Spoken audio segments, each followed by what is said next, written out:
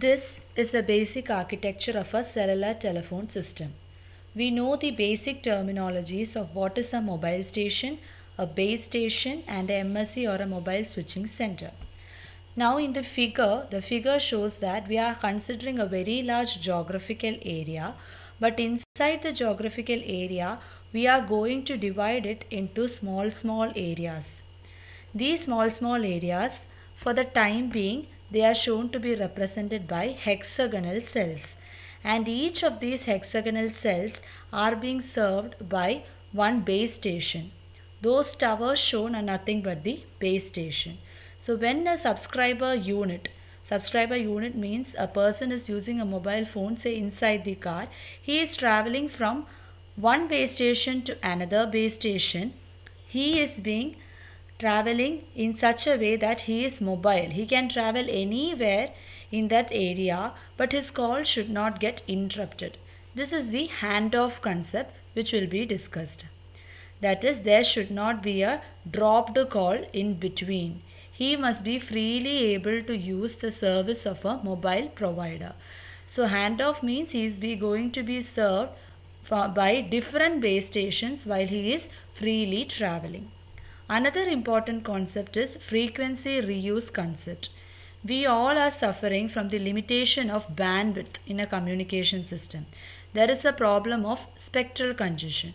So when a mobile user is able to reuse the frequency, then the system can be very effective. When is a mobile provider very much successful? When he is having a large number of customers, then only his revenue and the sustainability of the system will be increased.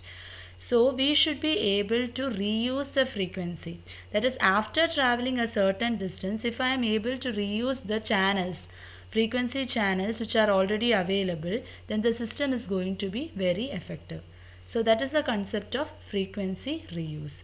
Frequency reuse and handoff are two important concepts.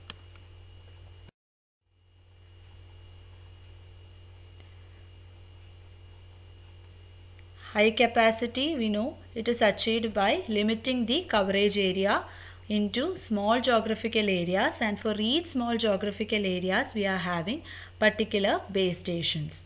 So we have replaced one single base station with several base stations. That is what is explained in this slide. And how is interference minimized? By you properly using the system of frequency reuse. Properly we have to design the system. Then only interference can be minimized. The important terminologies which are coming under frequency reuse is explained here. So basically we know what is a cell. We are going to divide a geographical area into small portion and we are going to call it as a cell. So when a subscriber is basically moving, what happens? He is being traveling from one cell to another cell. And when we consider a group of cells, it is called as a cluster. Some number of cells is called as a cluster. Usually we consider, for a theoretical purpose, a number of 7, cluster number of 7. That is 7 cells grouped into one cluster. So what we are going to do is that what bandwidth is available to us or what channels are available to us, we are again going to subdivide it into subbands and make it available for each of the user. So when we are traveling from one cell to the another, in under one cell, some channels will be available, and when we are going to another cell, some few other channels will be available. That is what is explained. Now when you are looking at the last portion, last sentence of the slide, what does it state is that in isolated zones, cells are larger. That is, when you are considering rural areas where people don't use much of the mobile phones, or when the number of subscribers are less, there the size cell can be larger. Size of the cell is larger. Frequency reuse is not much adopted. But when you are considering traffic zone cells, that is in urban area, in towns where you are having large number of mobile phones and large number of subscribers, we need to use the frequency reuse concept more and more. So we need to have more and more number of cells. More number of subscribers, more number of cells, more need of frequency reuse. Then only we can say higher capacity and greater gain or greater success to the mobile providers.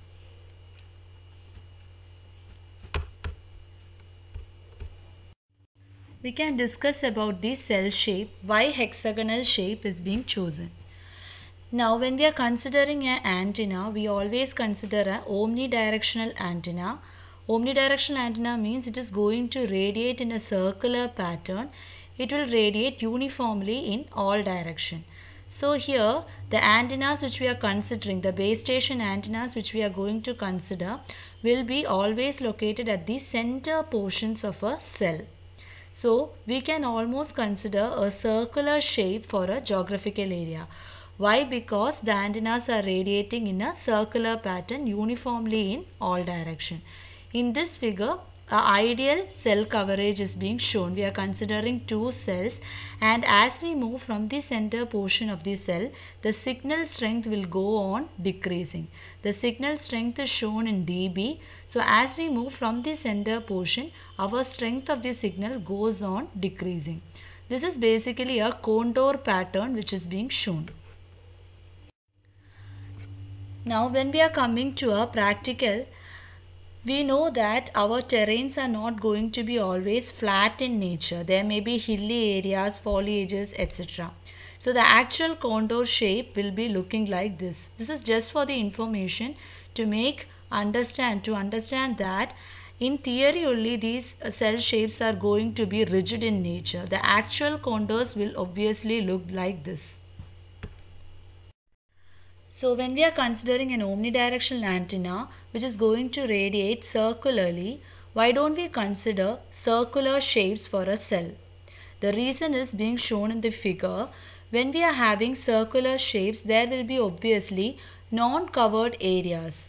So as a mobile service provider, if I am not being able to provide service to some number of subscribers, the system is not going to be effective. So we must go for a geometrical shape in such a way that it should not leave any spaces in between, nor it should have any overlapping areas.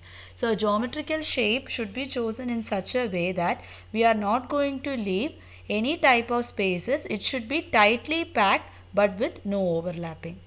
So we can consider here again another square cell is being shown. By using square cells, you can cover the geographical area without leaving spaces and without overlapping. But the problem with the square cell is that it is a poor approximation of the circular radiation pattern.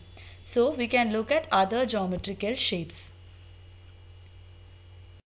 We can also consider an equilateral triangle which will be covering whole of the geographical area without leaving space and without overlapping.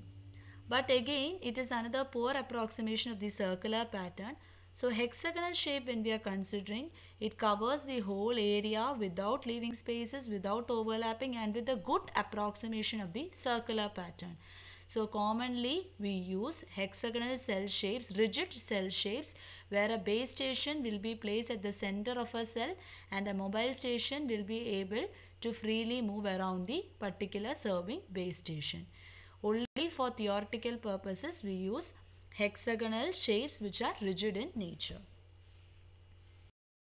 So these are the reasons why hexagon is used. It closely approximates a circular radiation pattern and it covers a region without leaving gaps and without overlapping. And using hexagon, fewer number of cells can cover the whole geographical area, and it's better when compared to square or equilateral triangle, etc. So in this section, I have explained about the basic cellular concept and how we are going to cover the concept of the cells with the help of hexagonal shape.